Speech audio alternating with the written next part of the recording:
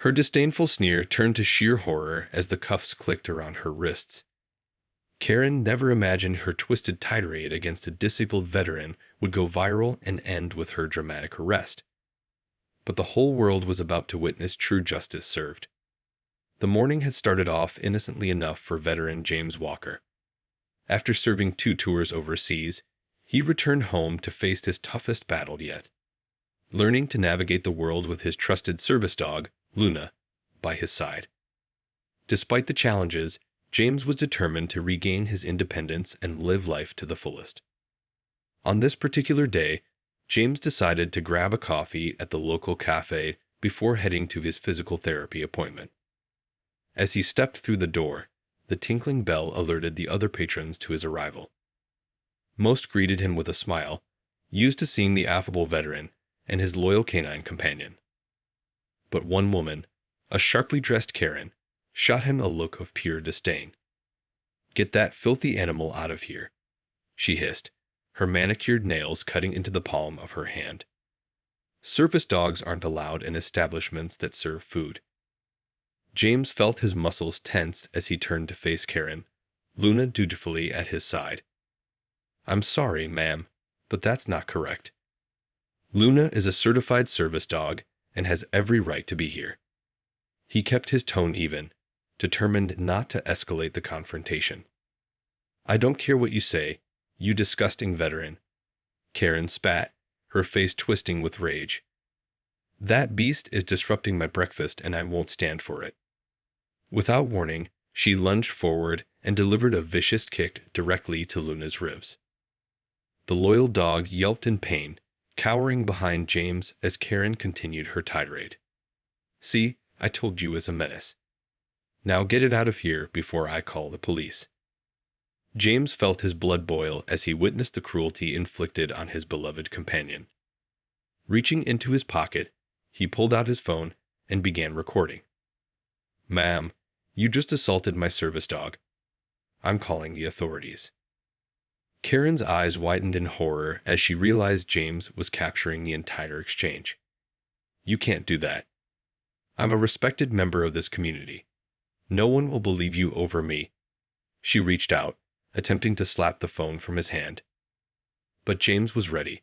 Sidestepping her attack, he continued narrating the incident, his voice steady and unwavering. "As you can see, this woman just kicked my service dog, Luna, for no reason. I'm going to wait right here for the police to arrive." The other patrons in the cafe, stunned into silence, began to whisper and murmur, phones also emerging as they too captured the unfolding drama. Karen's face turned beet red as she realized her privileged status was no match for the irrefutable evidence being recorded all around her. The wail of sirens in the distance signaled the imminent arrival of the police, and Karen's expression morphed from rage to sheer panic. She had never imagined that her entitled outburst would be her undoing. But as the cuffs clicked around her wrists, the world watched in satisfaction, knowing that justice was finally being served. The arresting officer's face was etched with disgust as he read Karen her rights. "You're under arrest for assault on a disabled individual and his service animal. Anything you say can and will be used against you in a court of law." Karen's eyes darted around the cafe, her usual confidence shattered. All around her, the other patrons stood in stony silence, their expressions a mix of shock and vindication. This was not the outcome she had envisioned when she had lashed out at the veteran and his dog. As the officer led her outside to the waiting squad car, James breathed a shaky sigh of relief. Luna was at his side, trembling slightly but otherwise unharmed. Bending down, he gently ran his fingers through her soft fur, murmuring words of reassurance. "It's okay, girl. You're safe now. That horrible woman can't hurt you anymore." One of the patrons, a kind-faced older woman, approached James with a concerned expression. "Are you and your dog all right, young man? That was simply dreadful to witness." James nodded, offering her a weary smile. "We're okay, ma'am. Thanks to you all for stepping in and recording what happened. I couldn't have done this alone." The woman patted his arm sympathetically. Of course, dear. We could never stand by and watch someone mistreat a service animal, especially one belonging to a veteran. That woman deserves everything she gets. Just then, James' phone began to buzz incessantly, the notification screen lighting up with messages and alerts. Glancing down, he felt his eyes widen in shock. Oh my God, this is already going viral on social media. The video has thousands of views and shares. The woman peered over his shoulder, eyebrows raising in surprise. Well, it seems justice is being served in more ways than one today. That wretched woman is about to learn a hard lesson of the power of public opinion. James couldn't help but chuckle ruefully. Yeah, no kidding. I just hope, Luna, and I can get the peace and quiet we need after this ordeal. As the police car carrying the now infamous Karen disappeared down the street, James knew his life had changed forever. What started as a simple trip to the cafe had turned into a viral sensation that would thrust him and his beloved service dog into the national spotlight. But for now, he was just grateful that Luna was safe and the vicious woman had faced the consequences of her actions. As the news of Karen's arrest spread like wildfire across social media, the public's outrage only continued to build. Thousands of comments flooded the viral video, condemning her actions and praising James for his calm, composed handling of the situation. How dare she assault that poor service dog? I hope she rots in jail for this. This is why we can't have nice things. Entitled Karens like her need to be put in their place. Props to that veteran for keeping his cool. I would have lost it if someone hurt my service animal like that. The intense scrutiny quickly spilled over into Karen's real life. Angry messages flooded her phone and social media accounts, as strangers from across the country demanded she face the full consequences of her deplorable behavior. By the time she was released from police custody, Karen's carefully curated public image lay in tatters. Her employers had placed her on unpaid leave, and several of her so-called friends had distanced themselves, unwilling to be associated with the growing scandal. Seething with rage, Karen stormed into her lawyer's office, slamming her purse down on the desk. This is an outrage. That video has completely ruined my life. I want to sue that veteran and everyone else involved for defamation and destruction of my reputation. The middle-aged attorney regarded her with a weary expression. I'm afraid that won't be possible, Ms. Johnson. The video clearly shows you assaulting the service dog, which is a criminal offense. Attempting to sue the victim would only make the situation worse. Karen's face contorted in fury. But I'm the victim here. That disgusting animal disrupted my breakfast, and I had every right to remove it from the premises. This is an absolute travesty of justice. The lawyer held up a hand, silencing her tirade. I understand you're upset, but the fact remains that you committed a crime, and the evidence against you is overwhelming. Your best course of action now is to accept the consequences and try to rebuild your reputation through community service or public apology. An apology? Karen screeched, her voice rising to a shrill pitch. I will do no such thing. I did nothing wrong, and I refuse to be made the villain in this twisted scenario. Realizing his client was beyond reason, the lawyer sighed heavily. Very well, Miss Johnson, but I must warn you, if you continue down this path of denial and defiance, the fallout will only worsen. Sometimes, the wisest course of action is to simply admit one's mistakes and move forward. As Karen stormed out of the office, her mind raced with schemes and plans for exacting her revenge.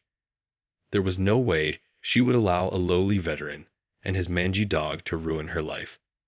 One way or another, she would have the last laugh. As the public furor over Karen's assault continued to build, James found himself increasingly thrust into the spotlight.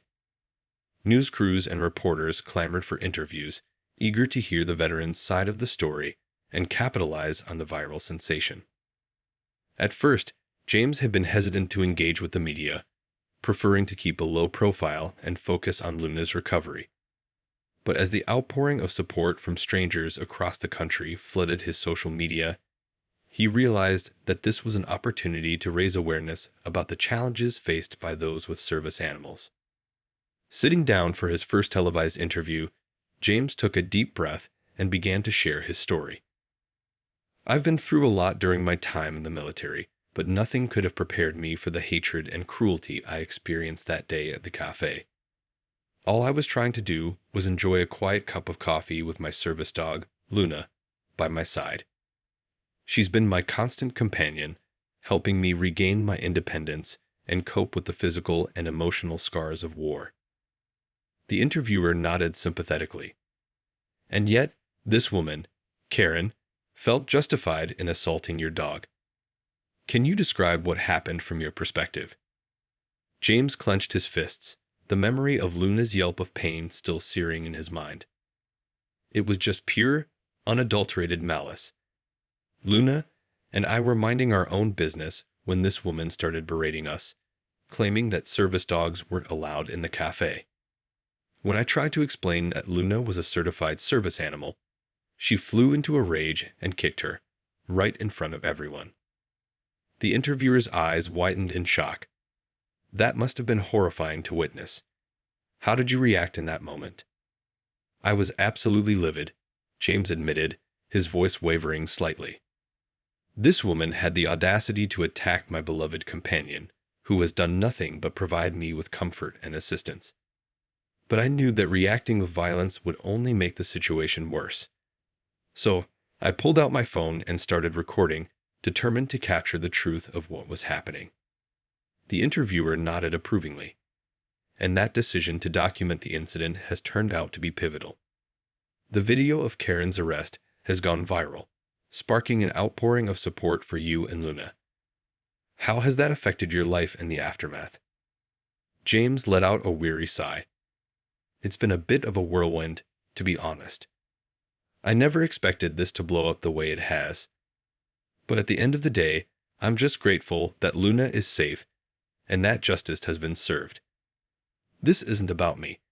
It's about standing up for the rights of all service animal handlers and disabled individuals who face discrimination on a daily basis." As the interview concluded, James couldn't help but feel a sense of determination. If his story could inspire others to be more compassionate and understanding, then some good had come out of this harrowing ordeal. With Luna by his side, he was ready to continue his fight for equality and acceptance, no matter what obstacles lay ahead. As the media frenzy around the viral video continued to escalate, Karen's world began to crumble around her. The once prominent businesswoman found herself the target of public scorn, with angry protesters gathering outside her home and workplace, demanding her resignation and incarceration. Desperate to salvage her reputation, Karen turned to her team of high-powered attorneys, determined to wage a legal war against James and everyone else involved in her downfall. But at every turn, she was met with setbacks and roadblocks as the evidence against her proved to be overwhelming. "This is an outrage," Karen screeched during a tense meeting with her lawyers. "I refuse to be made the villain in this narrative. That veteran and his filthy animal should be the ones facing charges, not me." One of the attorneys, a seasoned litigator, regarded her with a measured gaze. "I understand your frustration, Ms. Johnson, but the facts simply don't support your position. The video clearly shows you assaulting the service dog, and the witnesses have all corroborated the veteran's account. Trying to sue him, or the others, would only make the situation worse." Karen slammed her fist on the table, her perfectly manicured nails leaving indents in the polished wood. "I don't care. I won't go down without a fight. This is my reputation we're talking about. Years of hard work and dedication, ruined by a single incident.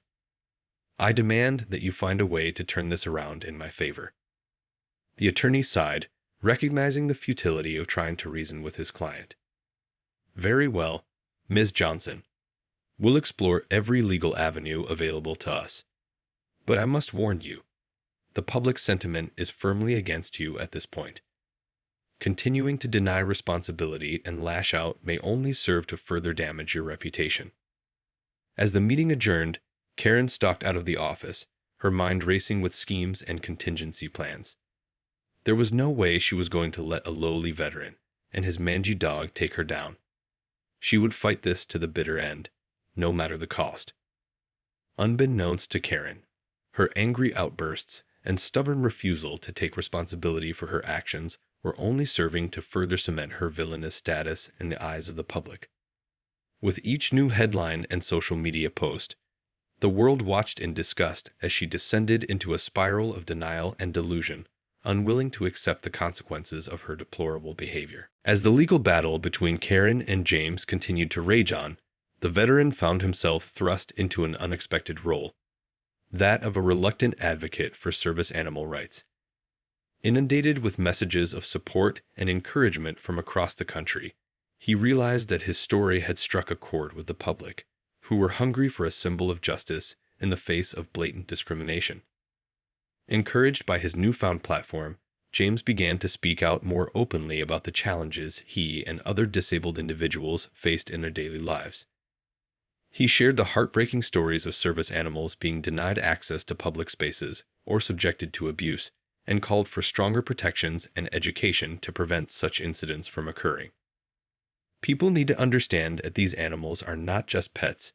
They're essential tools that allow us to live independent, fulfilling lives, James said passionately during a televised interview.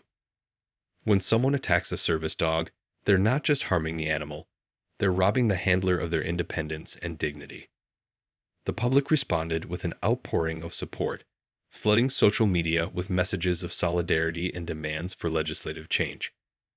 Lawmakers, sensing the growing momentum, took notice and began to introduce new bills aimed at enhancing penalties for crimes against service animals and improving access for their handlers. Meanwhile, in the courtroom, Karen's legal team continued to wage a seemingly futile battle, their client's stubborn refusal to accept responsibility only serving to further erode her public image. With each new motion and appeal, the judge grew increasingly exasperated, ultimately issuing a scathing rebuke that left Karen's lawyers reeling. The evidence in this case is overwhelming, and the defendant's actions were nothing short of abhorrent. Her continued denial of responsibility and attempts to vilify the victim are unacceptable. This court will not tolerate such egregious behavior, and the defendant will face the full consequences of her actions. As the gavel came down, signaling the end of the hearing, Karen's face twisted in a mask of pure fury. Storming out of the courtroom, she lashed out at her attorneys, accusing them of incompetence and betrayal. "This is an absolute travesty of justice. I won't stand for it. If the law won't give me the outcome I deserve, then I'll have to take matters into my own hands." With a glint of determination in her eyes, Karen began to formulate a plan, one that would allow her to exact her revenge and reclaim the life she felt had been so unjustly stripped away. The battle lines had been drawn, and she was more determined than ever to emerge victorious, no matter the cost. As the legal saga dragged on, Karen's desperation only continued to grow. Convinced that the system had failed her, she began to hatch a sinister plan to take matters into her own hands and get the justice she believed she deserved. Secretly, she reached out to a shadowy network of like-minded individuals who shared her disdain for the so-called privileged and her belief that the rules didn't apply to them. Together, they hatched a plot to discredit James and Luna, going so far as to threaten the veteran's safety and that of his beloved service dog. "That pathetic veteran thinks he can just ruin my life and get away with it," Karen hissed, her manicured nails digging into the palms of her hands. "Well, I'm going to show him exactly what happens when you cross someone like me." The first part of the plan involved a coordinated social media campaign, wherein Karen's cohorts flooded the internet with false claims and conspiracy theories, all designed to cast doubt on James' story and paint him as a liar and a fraud. They even went so far as to create fake accounts, posing as concerned citizens who had supposedly witnessed the incident and disputed the veteran's version of events. As the online chatter escalated, James found himself increasingly besieged by harassment and threats. Strangers would approach him in public, hurling insults and demanding that he tell the truth about what had happened at the cafe. Some even went so far as to confront him directly, with one particularly aggressive individual going so far as to shove Luna, causing the poor dog to cower in fear. Shaken but resolute, James refused to be cowed by the relentless campaign of intimidation. He continued to speak out, using his newfound platform to highlight the plight of disabled individuals and the crucial role that service animals played in their lives. These attacks only served to demonstrate the very real challenges that people with disabilities face every single day, James said during a rally organized by disability rights advocates. But we will not be silenced. We will continue to fight for our right to live with dignity and independence, no matter the cost. Little did James know, however, that Karen's plot was about to take an even more sinister turn. Driven by her all-consuming thirst for revenge, the disgraced businesswoman had set her sights on a far more heinous act, one that would test the limits of her own depravity and the resilience of the man she sought to destroy. As the tension reached a fever pitch, Karen's diabolical plan finally came to fruition. Under the cover of night, a group of her co-conspirators crept onto James' property, intent on delivering a brutal message. The veteran was awoken by the sound of shattering glass, his heart pounding as he realized his home had been breached. Rushing to Luna's side, he found the terrified service dog cowering in the corner, whimpering in fear. Before he could react, a masked figure emerged from the shadows, a baseball bat clutched menacingly in their hands. "This is for what you did to Karen, you filthy veteran," the assailant spat, swinging the bat with all their might. James barely had time to shield himself before the impact sent him reeling, the sickening crack of bone echoing through the darkness. As he lay there, pain searing through his body, James watched in horror as the intruders set their sights on Luna. The loyal dog barked and growled, fighting to protect her beloved handler, but she was no match for the sheer brutality of the attack. "No, leave her alone," James cried out, his voice barely a whisper. But his pleas fell on deaf ears as the assailants callously struck Luna, the sound of her anguished yelps ripping through the night. By the time the police arrived, the damage had been done. James lay battered and bruised, while Luna cowered in the corner, her once vibrant spirit broken. The perpetrators had long since vanished, leaving behind only a chilling message scrawled on the wall. "This is what happens when you cross Karen." In the aftermath of the brutal assault, the nation was outraged. The public, who had rallied behind James and Luna, now demanded justice with an intensity that shook the very foundations of the judicial system. Pressure mounted on law enforcement to track down the culprits, and eventually, the trail led straight back to Karen. As the disgraced businesswoman was dragged from her hiding place, her carefully constructed facade crumbling around her, the world watched in satisfaction. Justice, it seemed, had finally been served. For James and Luna, the road to recovery would be long and arduous, but they were determined to emerge stronger than ever. With the unwavering support of a grateful nation, they vowed to continue their fight for the rights of the disabled, ensuring that no one would ever have to endure the kind of cruelty they had suffered. In the end, Karen's quest for revenge had only served to expose the depth of her own depravity, cementing her place as a cautionary tale for those who would dare to abuse the vulnerable. The lesson was clear. True justice, when fueled by compassion and perseverance, would always prevail.